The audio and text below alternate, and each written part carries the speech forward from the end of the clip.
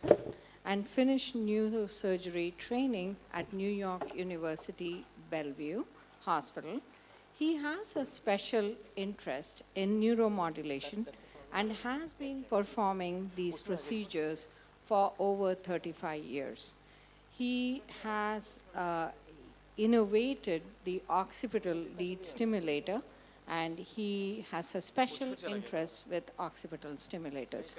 Today, his topic is SCS without IPG, New Revolution. Dr. Richard Weiner.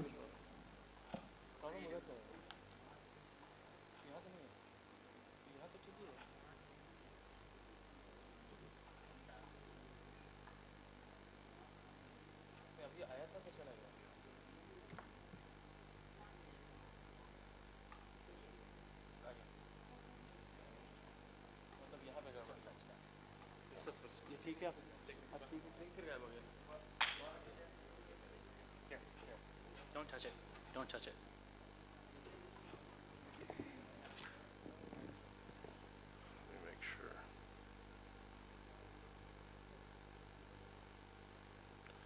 Okay, thank you very much for that introduction. Before I start, I was sitting in the back this morning listening to the discussion about emerging pain management in India, and I have to congratulate all the participants for a very frank and honest discussion. I thought it was terrific, and I think although there are many problems, we need more of that in the U.S. as well. I think there are many innovations in pain management. Some of them are motivated by competing companies.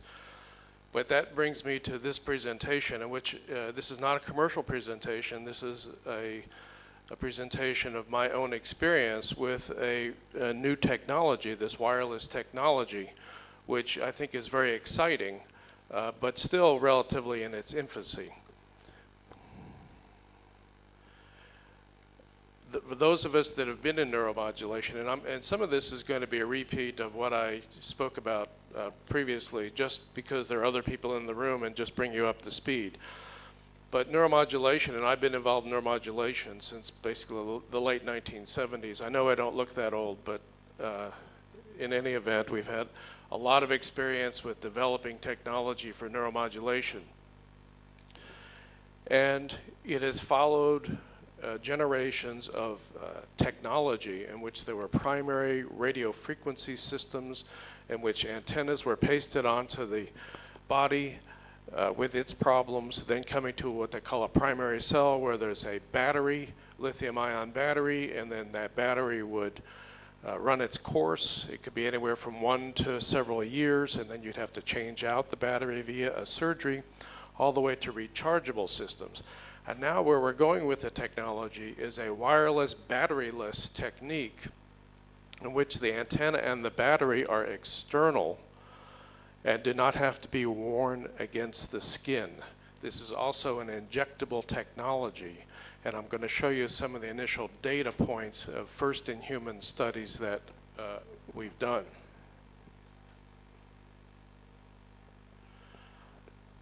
The wireless system involves mainly contacts, 4 or 8 contacts with a chip. And this chip, which is actually small enough to be embedded within the electrode, is the secret of this wireless technology. We can then access that chip externally via an antenna rechargeable battery system. So you can imagine that a patient has this injectable device implanted, whether it's over the spinal cord or the face or in the leg, wherever the implant is, and then they will wear a rechargeable device, a recharge just like their iPhone. They plug it into a charger device, take out for the day the wearable technology, the wearable battery antenna, and wear it in the vicinity of where this receiver is within the electrode. So what I'm saying is, if you have it over the spinal cord and the receiver or the chip, which is within the electrode, is buried under the skin, then you can wear on a belt or in a shirt or another appliance to power this device. It's very small, as you can see.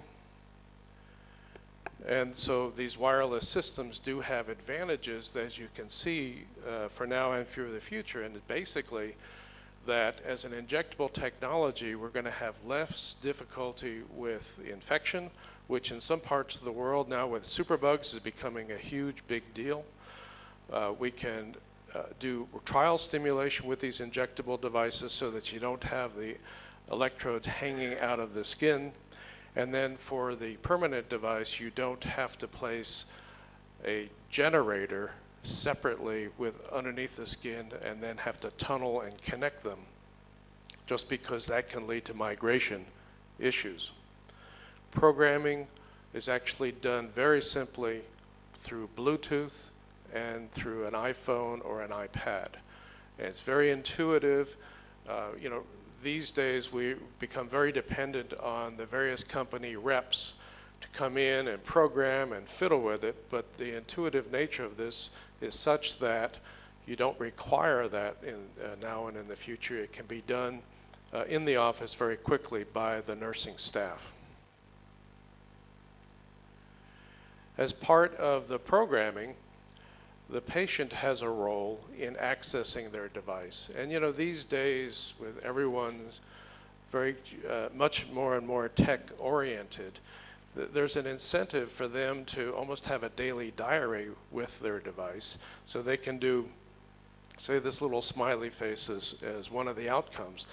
It actually helps us access as to what the outcomes are, so that down the line, if you have to show outcomes to insurance companies or show outcomes to do studies, they're available within the iPad or iPhone. So up until now, there's been a fair amount of pushback by the traditional approach, which is your electrode and your IPG and then programmer, because people think, well, gee, this is going back 20, 25 years, you're just doing an RF system. Basically, we're not, because the old RF system, like I said, required an antenna that communicated directly over an IPG or a receiver implant pasted onto the skin. Now we're talking about wearable technology, and as we get into this more and more, we're finding, this was like a 3,300 person survey, that people will wear some of this newer technology. There was an article yesterday in CNN that the Pentagon in the US is now developing wearable technology for their soldiers. So there's plenty of room as we move forward with these devices for wearable technology to power internalized devices. And as we get better and better with batteries and with the antenna structure with these higher frequencies, what I'm talking about is that the implant connection to power a device, which was traditionally 120 to maybe 200 hertz, is now in the megahertz, almost gigahertz range, almost a microwave range, which gives you a broader area of communication between the external antenna and the implanted device. So it's clear that wearable technology is on the rise.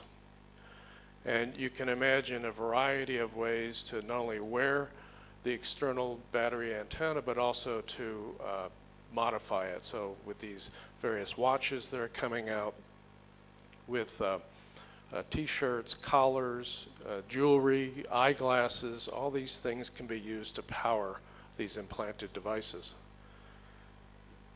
We've had some, I've been doing this for a little over a year now with these implants.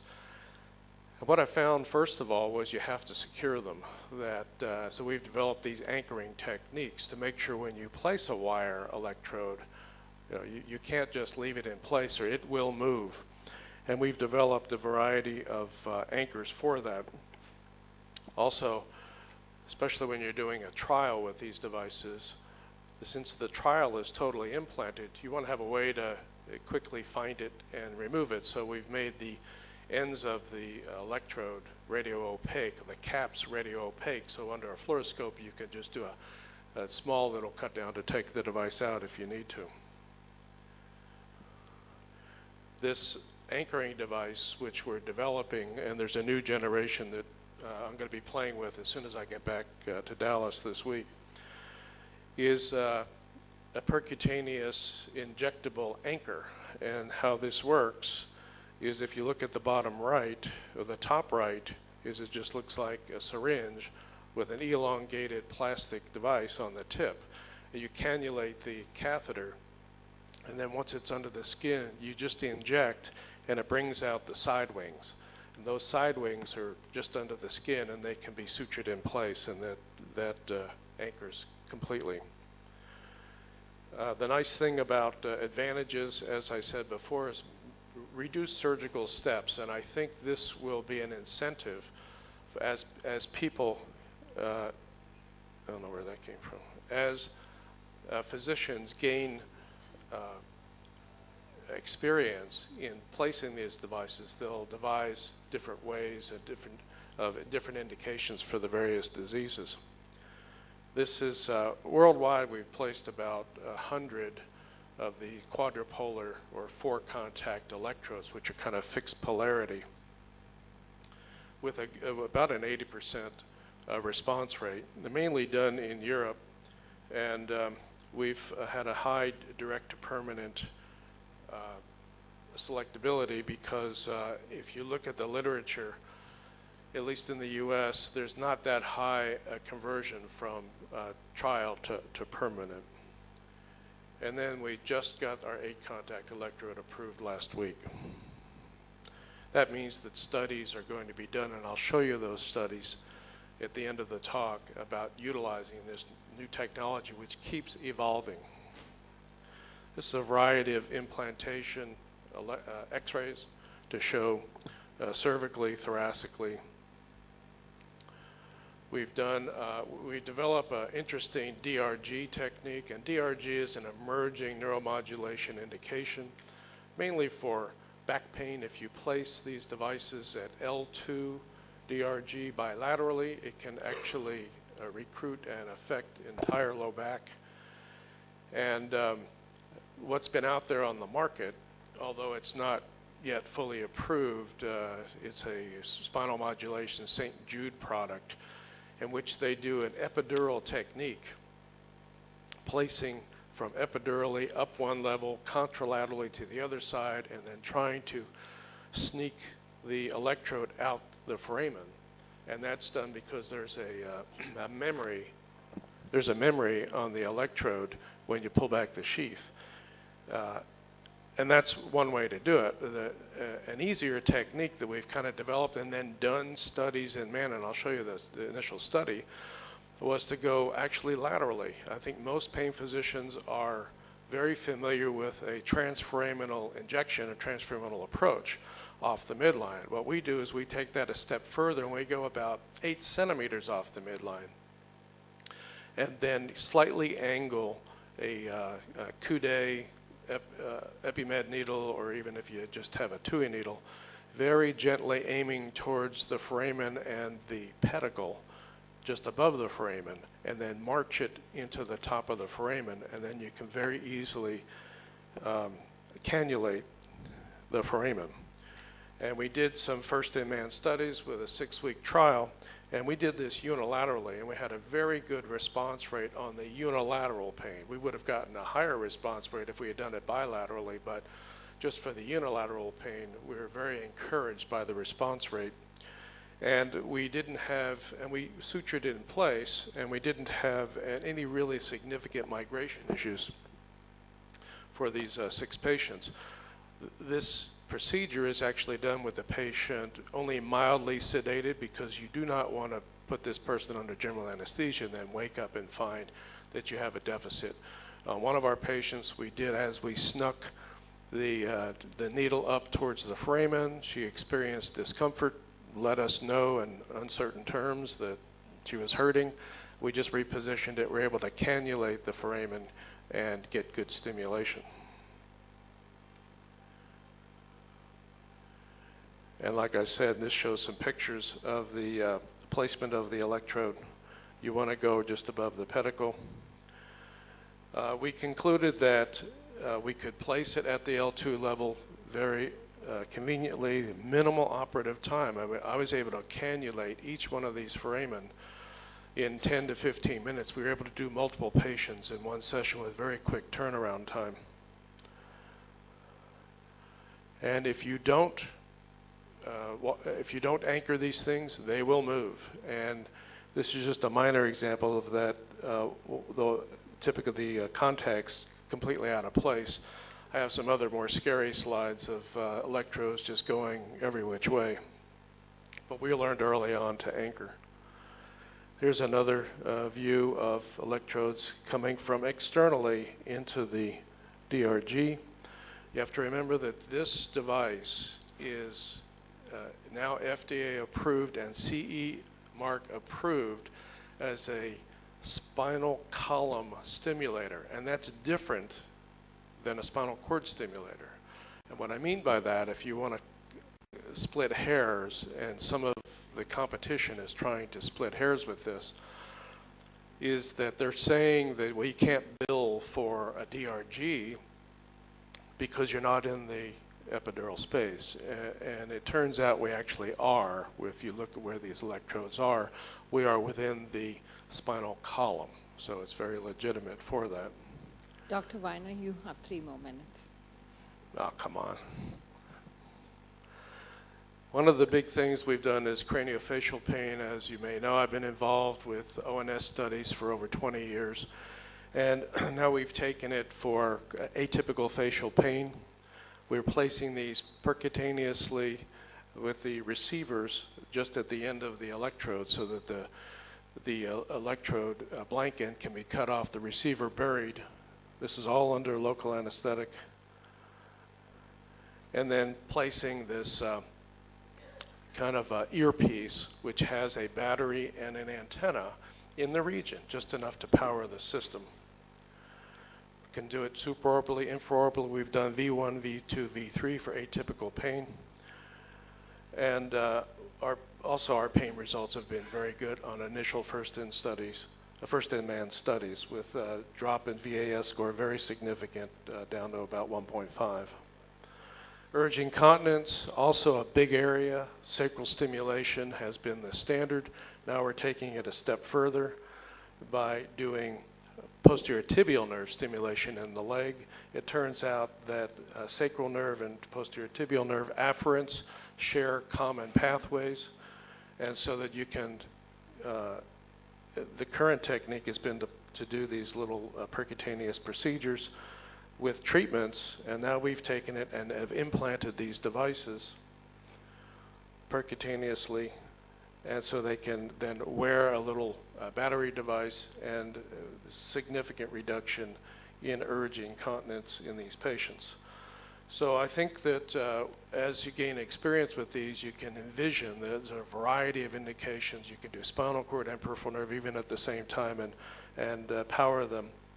One thing, this last thing that I'm very interested in is a minimally invasive treatment for acute pain. I do a lot of fusions and discectomies.